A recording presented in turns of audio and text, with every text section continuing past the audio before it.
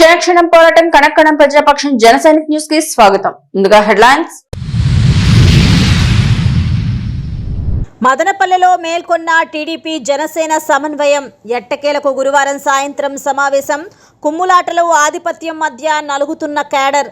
రేపటి నుంచి 11 అంశాల మినీ మేనిఫెస్టోతో ప్రజల్లోకి. రోడ్ల సమస్యపై పోరుకు సిద్ధమన్న నేతలు.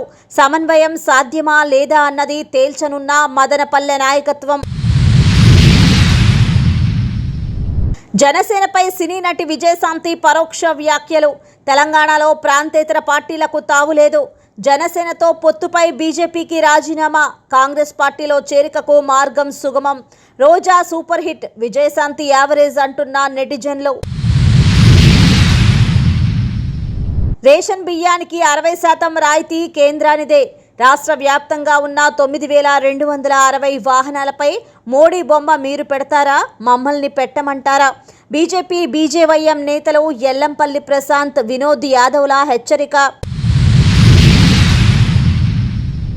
గ్రంథాలయాలకు మహర్దశను తీసుకురావడమే లక్ష్యం. రాష్ట్ర గ్రంథాలయ సంస్థ డీడీ శ్రీనివాసులు రెడ్డి.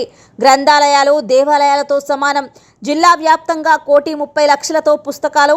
జిల్లా గ్రంథాలయ అధ్యక్షురాలు నైనారు మధుబాల. డీటెయిల్స్ చూస్తే పత్రికా స్వేచ్ఛకు అగ్ని పరీక్షలు నిరంతరం. ప్రజాస్వామ్యంలో సైతం ఇది సాధారణం. కార్పొరేట్ సంస్థల పరమైనది మీడియా రంగం. పాలకుల నిర్బంధాలు దినదిన గండాలు. నిజాన్ని నిగ్గు తేల్చే నైజం పూర్తిగా ఆగలేదు. నిర్బంధాలకు వెరవక వీరోచితంగా పోరాడి ప్రజల పక్షాన నిలిచే మీడియా నేటికి బ్రతికే ఉంది. కలం వీరుల రాతల ద్వారా నేటికి నిగ్గు తేలుతోంది. మీడియా స్వేచ్ఛ లక్ష్యాలను రక్షించుతూ నిర్భయంగా నిలిచి పోరాడు. జర్నలిస్టులకు, పత్రికా స్వేచ్ఛను రక్షించే ప్రజాస్వామికులకు, వారి అకుంఠిత దీక్షకు మా జనసైనిక్ తరపున నీరాజనాలు పలుకుతున్నాం. హృదయపూర్వకంగా అంతర్జాతీయ పత్రికా దినోత్సవ శుభాకాంక్షలు తెలుపుతున్నాం. మీడియా స్వేచ్ఛ లక్ష్యాలను రక్షించుతూ నిర్భయంగా నిలిచి పోరాడు జర్నలిస్టులకు, పత్రికా స్వేచ్ఛను రక్షించే ప్రజాస్వామికులకు, వారి అకుంఠిత దీక్షకు మా జనసైనిక్ తరపున నీరాజనాలు పలుకుతున్నాం. హృదయపూర్వకంగా అంతర్జాతీయ పత్రికా దినోత్సవ శుభాకాంక్షలు తెలుపుతున్నాం. ఈ నెల 14 నుండి 16 వరకు రాష్ట్ర వ్యాప్తంగా సమన్వయ కమిటీలు ఏర్పాటు చేయాలని రాష్ట్ర అధినేతలు ఆదేశించిన మదనపల్లె నియోజకవర్గంలో చెల్లం రాలేదు. ఎవరికి వారి యమునా తీర అన్న చందంగా సాగిన జనసేన టీడీపీ సమన్వయానికి రామదాస్ చౌదరి ఒక అడుగు ముందుకు వేసి గురువారం సాయంత్రానికి కబురు పంపారు. దీంతో ఎట్టకేలకు టీడీపీ జనసేన మినీ మేనిఫెస్టోతో రేపటి నుండి జనంలోకి వెళ్లాలని మదనపల్లె నేతలు నిర్ణయించారు. నియోజకవర్గ సమన్వయ కమిటీ ఇన్ఛార్జీలు దొమ్మలపాటి రమేష్, గంగారపు రామదాస్ చౌదరి ఆధ్వర్యంలో స్థానిక రామారావు కాలనీ వద్ద గల గంగోత్రి ఫంక్షన్ హాల్లో సమావేశాన్ని ఏర్పాటు చేశారు.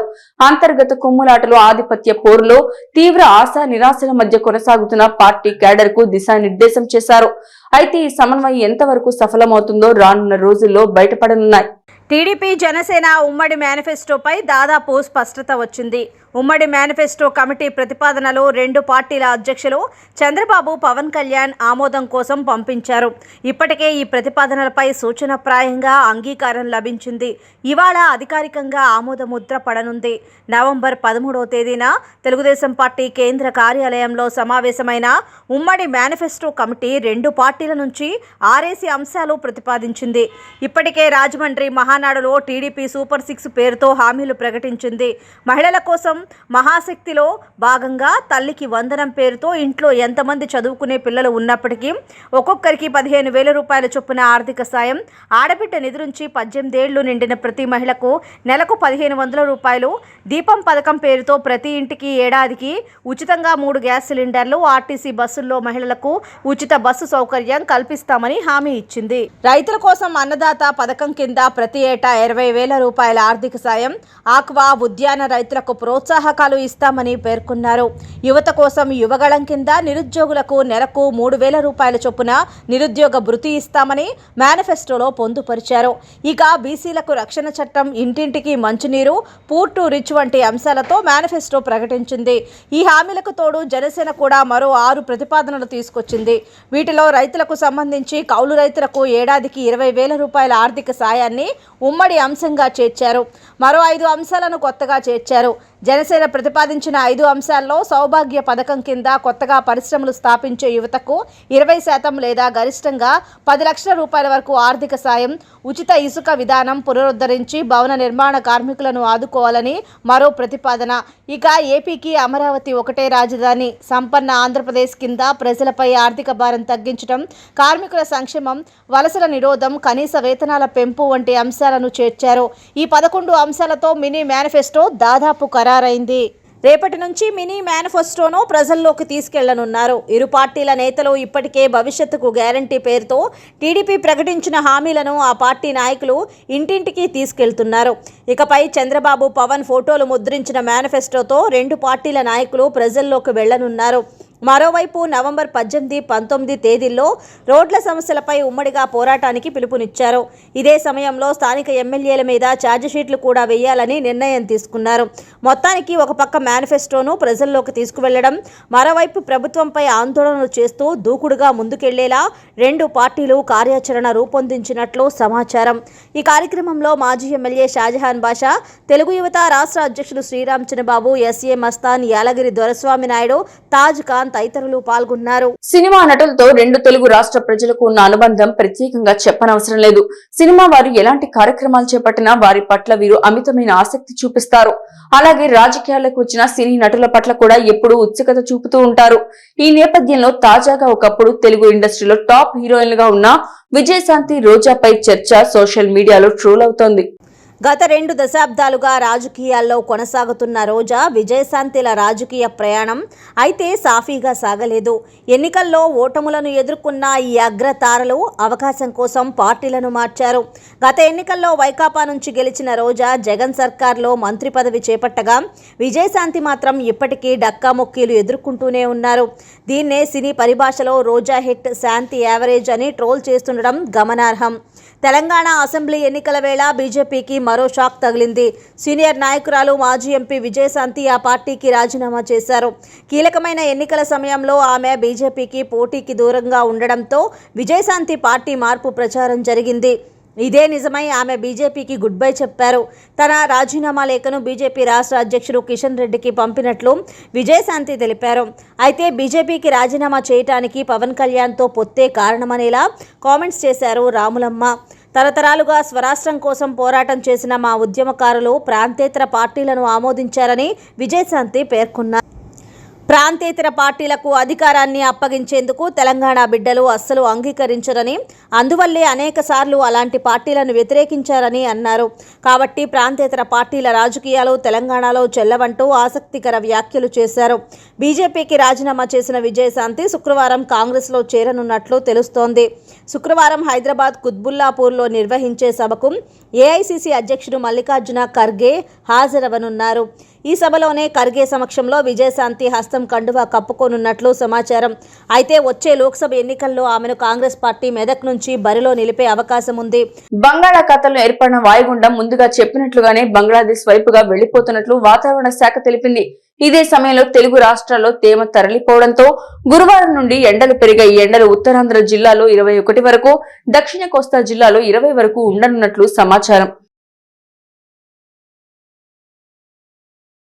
బి కొత్తకోటలో వ్యక్తి అనుమానాస్పద మృతి చెందిన వ్యక్తి బి కొత్తకోటకు చెందిన కె బాలకృష్ణగా గుర్తింపు. మంగళవారం సాయంత్రం ఇంటి నుండి వెళ్లిన బాలకృష్ణ గురువారం ఉదయం బి కొత్తకోట సమీపంలోని ఏటి వద్ద శవంగా తేలారు. మృతుడికి భార్య, 2 పిల్లలు ఉన్నారు. విగత జీవిగా పడి ఉన్న బాలకృష్ణను చూసి కన్నీటి పర్యంతమైన కుటుంబ సభ్యులు ఘటనా స్థలానికి చేరుకున్న బి కొత్తకోట పోలీసులు మృతదేహాన్ని వెలికితీసి పోస్టుమార్టం నిమిత్తం మదనపల్లి జిల్లా ఆసుపత్రికి తరలించారు. కేసు నమోదు చేసి దర్యాప్తు చేపట్టినట్లు పోలీసులు తెలిపారు. భక్తి శ్రద్ధలతో నిర్వహించిన అగ్నిగుండం. అయ్యప్ప స్వామి భక్తులకు 1000 మందికి పైగా అన్న ప్రసాదాలు అందించిన మల్లెల పవన్ కుమార్ రెడ్డి బుధవారం రాత్రి మదనపల్లి మండలం చీకలబెల్లు పంచాయతీ తిప్పారెడ్డి గారి పల్లిలో అయ్యప్ప స్వామి భక్తి శ్రద్ధలతో అగ్నిగుండం నిర్వహించారు. అయ్యప్ప స్వాముల ఆహ్వానం మేరకు అగ్నిగుండం కార్యక్రమానికి విచ్చేసిన మల్లెల పవన్ కుమార్ రెడ్డి మాలధారణ ధరించిన అయ్యప్ప స్వాములకి ఘన స్వాగతం పలికి పూజలు చేయించి తీర్థ ప్రసాదాలు అందించారు. కొందరు అయ్యప్ప స్వాములు మాట్లాడుతూ మల్లెల ఫౌండేషన్ స్థాపించి ఫౌండేషన్ పేరుతో మీరు చేస్తున్న సేవా కార్యక్రమాలు సేవలు మరువలేనివని, మా అందరి ఆదరణ అభిమానాలతో పాటు అయ్యప్ప స్వామి ఆశీస్సులు మీకు మీ కుటుంబ సభ్యులకు ఎల్లప్పుడూ ఉంటాయని దీవించారు. మల్లెల మాట్లాడుతూ ప్రతి ఏడాది అయ్యప్ప స్వామి భక్తులు మాలధారణ ధరించి ఎంతో భక్తితో దీక్షలు నిర్వహిస్తారని, ప్రజలందరిలో భక్తి భావనలు పెరగాలనే ఉద్దేశంతో ఎక్కడ ఏ కార్యక్రమాలు జరిగినా వారి కోరిక మేరకు మల్లెల ఫౌండేషన్ ఆధ్వర్యంలో అన్నప్రసాదాలు వేల మందికి అందించడం జరుగుతోందన్నారు. ఆ కార్యక్రమంలో భాగంగానే ఇక్కడ అన్నప్రసాదాలు నిర్వహించామని, మున్ముందు మరిన్ని సేవా కార్యక్రమాలు తమ మల్లెల ఫౌండేషన్ ద్వారా అందిస్తామని, మీరు చూపిస్తున్న ఆదర అభిమానాలకు ధన్యవాదాలు తెలుపుతున్నామని చెప్పారు. ఈ కార్యక్రమానికి పెద్ద సంఖ్యలో మాలధారణ అయ్యప్ప స్వాములు, అయ్యప్ప భక్తులు, మల్లెల అభిమానులు, యువత, మల్లెల ఫౌండేషన్ కుటుంబ సభ్యులు, స్థానిక ప్రజలు పాల్గొన్నారు. నాకు చాలా ఆనందంగా ఉంది. అయ్యప్ప స్వామి భక్తులకి సేవ చేసుకునే అదృష్టాన్ని కల్పించిన ఈ గ్రామస్తులకి, అయ్యప్ప స్వామి భక్తులకి మరొకసారి నేను కృతజ్ఞతలు తెలుపుకుంటున్నాను.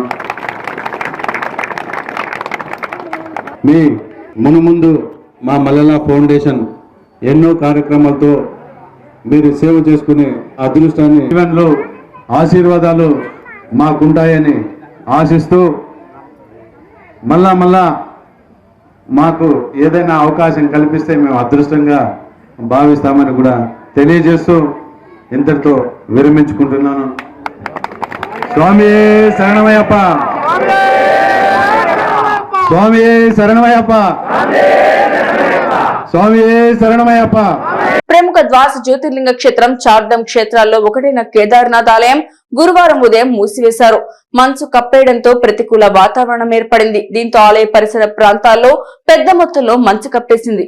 భారీగా మంచు కురియనున్న నేపథ్యంలో ఇప్పటికే కేదార్నాథ్లోని చార్ధామ్గా పిలిచే బద్రీనాథ్, యమునోత్రి, గంగోత్రి ఆలయాలను తాత్కాలికంగా మూసివేస్తున్నట్లు ఆలయ పండితులు తెలిపారు. ఎముకలు కొరికే చలి ఉండడంతో భక్తులు వెళ్లలేని పరిస్థితి నెలకొంది. వేద పండితుల మంత్రాల మధ్య ఆలయ మహాద్వారాన్ని గురువారం ఉదయం 8:30 మూసేశారు.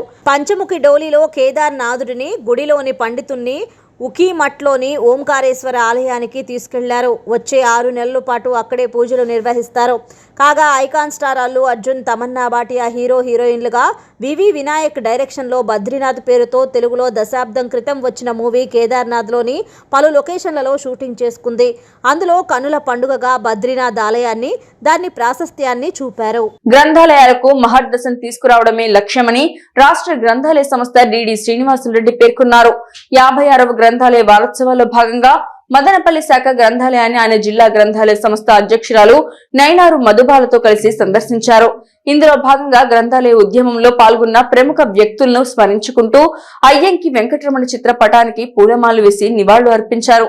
తదుపరి వారోత్సవాల తీరుని పరిశీలించారు. ఈ సందర్భంగా డిడి శ్రీనివాసులరెడ్డి మాట్లాడుతూ సాంకేతికంగా ఎంతో అభివృద్ధి సాధించామని, అయితే గ్రంథాలయాల ప్రాధాన్యత నేటికి తగ్గలేదన్నారు. విద్యార్థులు రోజువారీ పాఠ్యాంశాలతో పాటు గ్రంథాలయాల పఠనాన్ని అలవాటు చేసుకోవాలన్నారు. గ్రంథాలయాల్లో విద్యార్థులకు కావలసినటువంటి అన్ని రకాల పుస్తకాలను అందుబాటులో ఉంటాయన్నారు. జిల్లా గ్రంథాలయ సంస్థ అధ్యక్షురాలు నైనారు మధుబాల మాట్లాడుతూ గ్రంథాలయాలు దేవాలయాలతో సమానమన్నారు. ఈ ఏడాది జిల్లా వ్యాప్తంగా ఉన్న గ్రంథాలయాల కోసం 1.30 లక్షలతో పుస్తకాలు కొనుగోలు చేసి అందుబాటులోకి తీసుకొచ్చామన్నారు. ఈ నెల 20 వరకు జరిగే గ్రంథాలయ వారోత్సవాలను సద్వినియోగం చేసుకోవాలన్నారు. అదేవిధంగా ప్రతి ఆదివారం గ్రంథాలయాలకు విచ్చేసి విజ్ఞానాన్ని పెంపొందించుకోవాలన్నారు. ఇందులో భాగంగా వ్యాసరచన పోటీల్లో ప్రతిభ కనపరిచిన బాపూజీ మున్సిపల్ పాఠశాల విద్యార్థులు హారిక, వర్ష, విజయ్, మహేష్, శ్రీవిద్య భవిష్యలకు ట్రోఫీలను అందజేశారు. ఈ కార్యక్రమంలో జిల్లా గ్రంథాలయ శాఖ సీనియర్ అసిస్టెంట్ రాజశేఖర్, గ్రంథాలయ అధికారిని ఆర్ వసంతకుమారి, ప్రముఖ రచయిత టిఎస్ఏ కృష్ణమూర్తి, విశ్రాంత bank manager Gollapudi Tirupati Rao, GMR polytechnic కళాశాల గ్రంథాలయ అధికారి జనార్దన్ రెడ్డి మరియు జ్ఞానోదయ పాఠశాల విద్యార్థులు పాల్గొన్నారు. ప్రధానమంత్రి నరేంద్ర మోడీ పేదల పాలిట వరంగా ప్రతి ఒక్కరికి ఉచిత రేషన్ బియ్యం పంపిణీ చేయడం జరిగింది. కరోనా సమయం నుండి పేద ప్రజలకు ఉచిత బియ్యం పంపిణీ చేస్తూ మరోసారి ఈ కార్యక్రమాన్ని 5 సంవత్సరాలు పొడిగించారు. ప్రజలకు ఇంత మంచి సేవ చేస్తున్న నరేంద్ర మోడీ మరియు కేంద్ర ప్రభుత్వానికి ధన్యవాదాలు తెలియజేస్తున్నాం. రాష్ట్ర వ్యాప్తంగా ఉన్న 9260 రేషన్ వాహనాలపై డిసెంబర్ 2వ తేదీలోపు మోడీ ఫోటో వాహనాలపై వేయాలని బీజేపీ జిల్లా ప్రధాన కార్యదర్శి ఎల్లంపల్లి ప్రశాంత్, బీజేవైఎం జిల్లా అధ్యక్షుడు వినోద్ యాదవ్లు డిమాండ్ చేశారు. ఈ సందర్భంగా ఎల్లంపల్లి యాదవులు సంయుక్తంగా మాట్లాడుతూ రాష్ట్ర వ్యాప్తంగా ఆహార ధాన్యాలను పంపిణీ చేస్తున్న 9,260 రేషన్ వాహనాలకు అందించిన రాయితీలో 60% కేంద్ర ప్రభుత్వం మంజూరు చేసింది. రాష్ట్ర ప్రభుత్వం మరియు అధికారులు మా డిమాండ్ను స్వీకరించి దేశ ప్రధానమంత్రి నరేంద్ర మోడీ ఫోటో రేషన్ వాహనాలపై ఏర్పాటు చేస్తారని ఆశాభావం వ్యక్తం చేస్తున్నాం. ఒకవేళ రాష్ట్ర ప్రభుత్వం మరియు అధికారులు స్పందించకుంటే భారతీయ జనతా పార్టీ రాష్ట్ర అధ్యక్షులు దగ్గుబాటి పురంధేశ్వరి మరియు రాష్ట్ర యువ మోర్చా అధ్యక్షులు మిట్ట వంశీ నాయకత్వంలో రాష్ట్ర వ్యాప్తంగా అన్ని వాహనాలపై ప్రధాని నరేంద్ర మోడీ ఫోటో డిసెంబర్ 3వ తేదీ నుంచి మేమే ఏర్పాటు చేస్తామని మీడియా ప్రతినిధుల సమక్షంలో సంబంధిత అధికారులకు తెలియజేస్తున్నామని అన్నారు. ఈ కార్యక్రమంలో బీజేపీ జిల్లా ప్రధాన కార్యదర్శి ప్రశాంత్, రాష్ట్ర ఉపాధ్యక్షుడు లోకేష్, జిల్లా కార్యదర్శి బాలు, బీజేవైఎం నాయకులు శ్రీనివాస్, ప్రేమ్, భాను, శివ, బాలాజీ పాల్గొన్నారు. ప్రఖ్యాత ఇంజనీరింగ్ కళాశాల institute of technology and science నందు ఎంబీఏ చివరి సంవత్సరం చదువుతున్న కె నాగలక్ష్మి హాకీ మహిళా జట్టులో JNTU Anantapur inter university selection లో యూనివర్సిటీ టీం కి ఎంపిక అయినట్లు కళాశాల ప్రిన్సిపల్ డాక్టర్ సి యువరాజ్ తెలియజేశారు. Jawaharlal Nehru technological university college కలికిరిలో జరిగిన సెలక్షన్స్ లో ప్రతిభ కనపరిచిన యూనివర్సిటీ టీం కు ఎంపిక అయినట్లు ఆయన చెప్పారు. ఎంపిక అయిన విద్యార్థిని కళాశాల correspondent doctor N Vijayabhaskar Chowdary, executive director Keerthi Nadella, కళాశాల principal doctor C Yuvaraj, physical director doctor Damodaran, అధ్యాపకులు మరియు విద్యార్థులు అభినందనలు తెలియజేశారు. క్షణక్షణం పోరాటం, కణకణం ప్రజాపక్షం, జనసైనిక్ న్యూస్ ఇంతటితో సమాప్తం. తిరిగి రేపటి బులెటిన్ లో మళ్ళీ కలుసుకుందాం. అంతవరకు సెలవు, నమస్కారం.